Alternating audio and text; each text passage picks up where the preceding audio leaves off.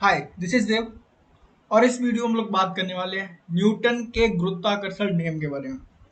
ये इसी सीरीज में अगला टॉपिक है जो एकदम से बहुत ज़्यादा इम्पोर्टेंट है आपके सिलेबस के लिए। तो ये one of the most important topic है। इसमें एक्चुअली हमसे क्या कह रहा है कि न्यूटन का गुरुत्वाकर्षण नियम। जब हम बात करते हैं कि न्यूटन के गुरुत्वाकर्षण नियम की, तो एक्चुअल में नियम तो बहुत छोटा है। यहाँ तो सिर्फ एक या दो लाइन का नियम है और सिर्फ एक फॉर्मूला है, लेकिन एक्चुअल में वो कंप्लीट सिलेबस नहीं है। जब क्वेश्चंस बनते हैं तो वहाँ से कुछ अलग भी बन सकते हैं। तो अभी हम डिटेल में बात करेंगे, न केवल न्यूटन के गुरुत्वाकर्षण नियम बल्कि उससे रिलेटेड कुछ और टॉपिक के बारे में भी हम लोग बात करेंगे। सबसे पहले हम बात करते हैं कि एक्चुअल में गुरुत्वाकर्षण का नियम क्या है। तो एक न्यूटन, जैसा कि आपको पता है, एक वैज्ञानिक थे और इन्होंने एक नियम दिया। गुरुत्वाकर्षण का मतलब जैसे एक वर्ड से पता चला है, गुरुत्व प्लस आकर्षण, मतलब कि गुरुत्व मतलब पृथ्वी या फिर कोई भी पिंड और उनके बीच में आकर्षण। तो न्यूटन ने ये कहा था कि अगर दुनिया में कोई भी दो द्रव्यमान है, कोई भी ऐसी चीजें जिनमें द्रव्यमान है, तो उनके बीच में हमेशा ही बल लगता है और वो बल हमेशा आकर्षण प्रवृत्ति का होता है। मतलब कि कोई भी पिंड जिनमें से द्रव्यमान है तो उनके बीच में एक बल लगता है जिसको हम कहते हैं गुरुत्वाकर्षण बल। और जो लगने वाला बल होता है वो समानुपाती होता है दोनों द्रव्यमानों के गुणनफल के, मतलब कि दोनों पिंडों का जो द्रव्यमान होगा उनके गुणनफल के समानुपाती, और उनके बीच की जो दूरी है उसके वर्ग के व्युत्क्रमानुपाती होता है। यही न्यूटन का नियम था। नियम डिटेल में अगर हम बात करें तो क्या था कि किन्हीं दो द्रव्यमानों के बीच लगने वाला बल उन द्रव्यमानों के गुणनफल के समानुपाती एवं उनके बीच की दूरी के वर्ग के व्युत्क्रमानुपाती होता है। हमको पता है, जब हम समानुपाती का चिन्ह हटाते हैं, अगर इनको एक साथ लिखें तो m1 m2 बटे आर स्क्वायर लिख सकते हैं। जब हम समानुपाती का चिन्ह हटाते तो एक नियतांक लग जाता था। उस नियतांक को कहते हैं कैपिटल जी, और m1 m2 upon r square. जहां पर जी क्या है, जी को बोलते हैं सार्वत्रिक गुरुत्वाकर्षण नियतांक, जिसका मान 6.67 into 10 to the power -11 newton metre square प्रति किलोग्राम स्क्वायर होता है। तो मतलब कि कुल मिलाकर हमारे पास जो फॉर्मूला बनता है वो बनता है F बराबर G m1 m2 upon r square. यही न्यूटन का गुरुत्वाकर्षण का नियम है। यहाँ पर याद रखना होता है, जी क्या, सार्वत्रिक गुरुत्वाकर्षण नियतांक, m1 पहले पिंड का द्रव्यमान, m2 दूसरे पिंड का द्रव्यमान और r उनके बीच की दूरी। तो ये जब भी हमसे पूछा जाएगा सवाल, तो अगर सबसे सिंपल सवाल तो ये हो सकता है कि हमको दो पिंडों के द्रव्यमान दिए हैं, उनके बीच की दूरी दी है और हमसे पूछा जाए बल। लेकिन नॉर्मली इस तरह के क्वेश्चन बनते नहीं है। जिस टाइप के क्वेश्चन बनेंगे वो हम आगे बात करते हैं। उसके अलावा कुछ और चीजों के बारे में बात करते हैं। अच्छा, इनमें एक और टॉपिक आता है स्मॉल जी तथा कैपिटल जी में संबंध। स्मॉल जी का मतलब होता है पृथ्वी की सतह पर गुरुत्वीय त्वरण, और कैपिटल जी का अभी हम देख चुके थे सार्वत्रिक गुरुत्वाकर्षण नियतांक। अच्छा, इनमें संबंध कैसे निकालते हैं। माना हम लोग कहाँ पर हैं, पृथ्वी पर। पृथ्वी पर कोई एक पिंड रखा है, कोई एक पिंड रखा है ना। इस पिंड का द्रव्यमान स्मॉल m है और पूरी पृथ्वी का द्रव्यमान कितना है, me, मास ऑफ अर्थ मतलब कि me। अब इस पृथ्वी पर जो ये पिंड रखा है, इस पर लगने वाला जो बल होगा वो कितना होगा, F बराबर होगा capital G M capital M E upon R E, मतलब कि इनके बीच की दूरी। तो इनके बीच की दूरी क्या है, जब भी हम द्रव्यमान को काउंट करते हैं तो ऐसे काउंट करते हैं कि पूरा का पूरा द्रव्यमान पृथ्वी के केंद्र पर हो, तो यहाँ से यहाँ तक की जितनी भी त्रिज्या होगी वही इनके बीच की दूरी हो जाएगी। तो वो कितनी होगी, जी आर ई और इसका, सॉरी आर ई और इसका स्क्वायर। अच्छा, अब ये जो सतह पर ये पिंड रखा है, इस पर इसका भार कितना होता है, तो भार कहते हैं हम एफ बराबर एम इंटू जी। अब क्योंकि जितना लगने वाला बल होगा उतना ही भार होगा, मतलब कि ये बराबर है इसके, तो इसका मतलब क्या हुआ, G M of M E upon R E square, और ये बराबर होने वाला है एम जी के। तो देखो एम से एम कट गया, मतलब कि क्या बचा हमारे पास, जी एम ई बराबर ये वाला आर ई को हम इधर ले गए तो क्या हो गया, जी आर ई स्क्वायर। यही इन दोनों में संबंध होता है, बस इतना simple sir. G M E बराबर जी आर ई स्क्वायर, ये एक इम्पॉर्टेंट फॉर्मूला है जो कहीं कहीं पूछा जा सकता है। ठीक है, आगे बात करें पृथ्वी से ऊपर और नीचे जाने में गुरुत्वीय त्वरण में परिवर्तन।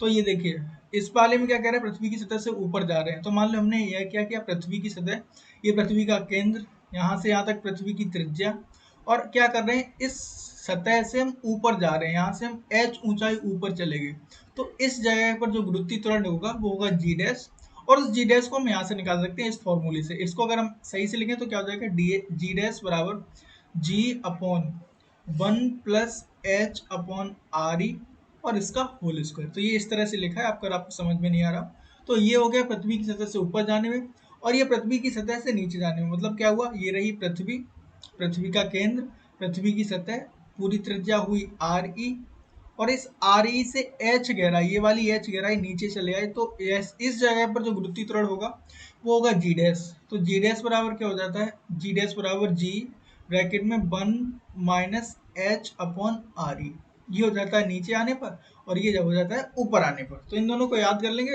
इंपॉर्टेंट है ये दोनों।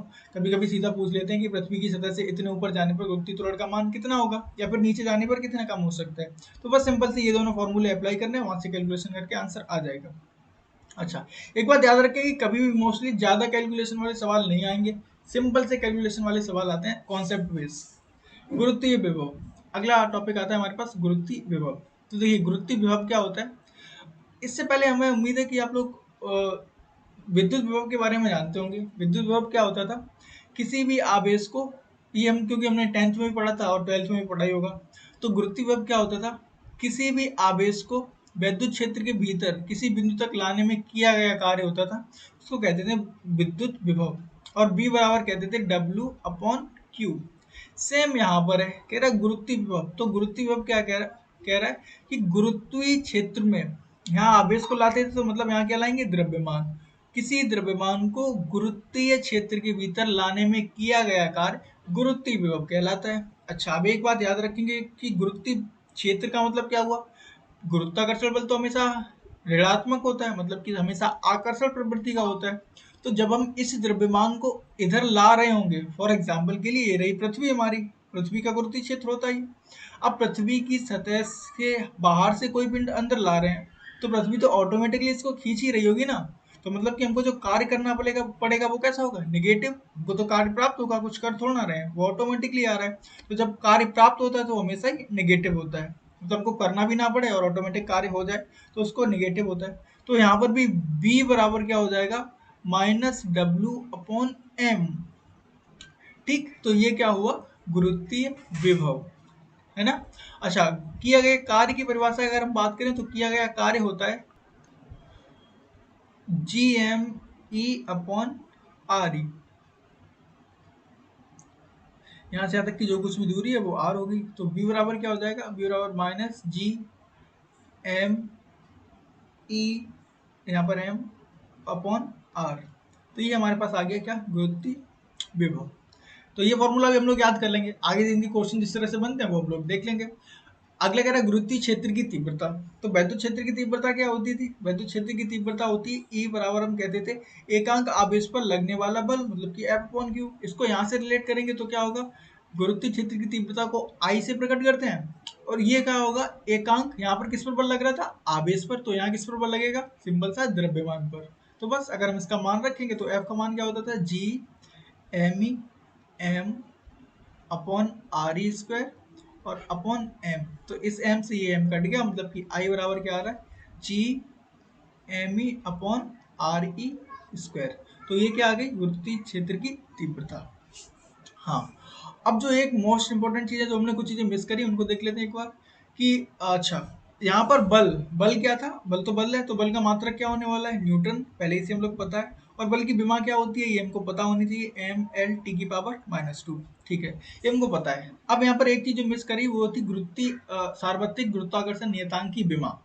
तो इसकी विमा निकालनी है, देखो तो इसकी विमा निकालने के लिए हम क्या करेंगे, जिसकी विमा निकालनी है तो इसको एक तरफ, बाकी सबको एक तरफ। तो इसको एक तरफ रखा, बाकी सबको इस तरफ रखा, तो क्या बन जाएगा, कैपिटल जी बराबर एफ, और ये आर बटे में था तो ये इधर पहुंच गया, मतलब कि ऊपर आर स्क्वायर बटे M1 M2 गुणा में थे तो यहाँ भाग में पहुंच जाएंगे M1 इंटू M2। अब इन सब की विमाएं रख देंगे तो हमको जी की विमा पता चल जाएगी। तो जी की विमा क्या होगी, एफ की विमा मतलब कि एम एल टी की पावर -2। ठीक है, आर मतलब की दूरी है तो दूरी की विमा एल की पावर 2 बटे M1 मतलब कि द्रव्यमान, दोनों ही द्रव्यमान है तो द्रव्यमान की विमा क्या होती है, कैपिटल एम और इसका इसका होल स्क्वायर। यही तो हुई ना, है ना, कोई परेशानी नहीं है, ठीक है। अब देखो, अब क्या है, इसको सॉल्व करना है, तो देखो ये खाते हैं, दो प्लस की हैं और ऊपर जाएंगी तो माइनस की हो जाएंगी, और ये माइनस की होंगी तो ये माइनस की दो, ये प्लस की दो, मतलब कि कुल मिलाकर मैं इसको यहाँ लिख दे रहा हूँ, देख लेना, सबको ध्यान से देना।